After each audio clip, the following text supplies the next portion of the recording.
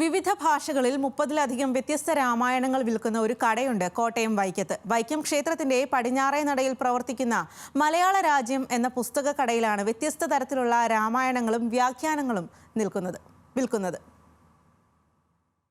മലയാളം, സംസ്കൃതം, Hindi, English ഭാഷകളിലായി 30 തരത്തിലുള്ള രാമായണങ്ങളും വ്യാഖ്യാനങ്ങളും വൈക്കം ക്ഷേത്രത്തിന്റെ പടിഞ്ഞാറ് നടയിൽ പ്രവർത്തിക്കുന്ന മലയാള രാജ്യം എന്ന ഈ കടയുടെ മാത്രം പ്രത്യേകതയാണ്.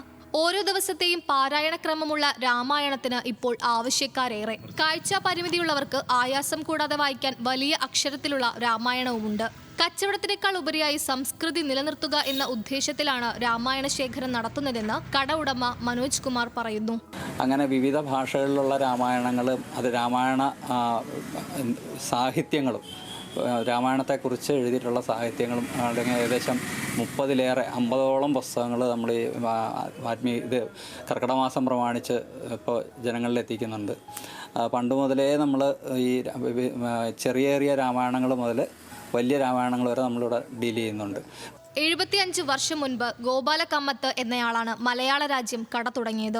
അദ്ദേഹത്തിന്റെ മകൻ നരസിംഹ കമ്മത്താണ് രാമായണ വ്യാഖ്യാനങ്ങളുടെ ശേഖരം വിവിധയിടങ്ങളിൽ നിന്ന് കടയിൽ എത്തിച്ചു തുടങ്ങിയത്. ഇപ്പോൾ കട നടത്തുന്ന മനോജ് കുമാറാണ് വിവിധ ഭാഷകളിലുള്ള രാമായണത്തിന്റെ വലിയ ശേഖരം പുസ്തകശാലയിലെ മുഖ്യ ആകർഷണമാക്കിയത്. ന്യൂസ് മലയാളം, കോട്ടയം.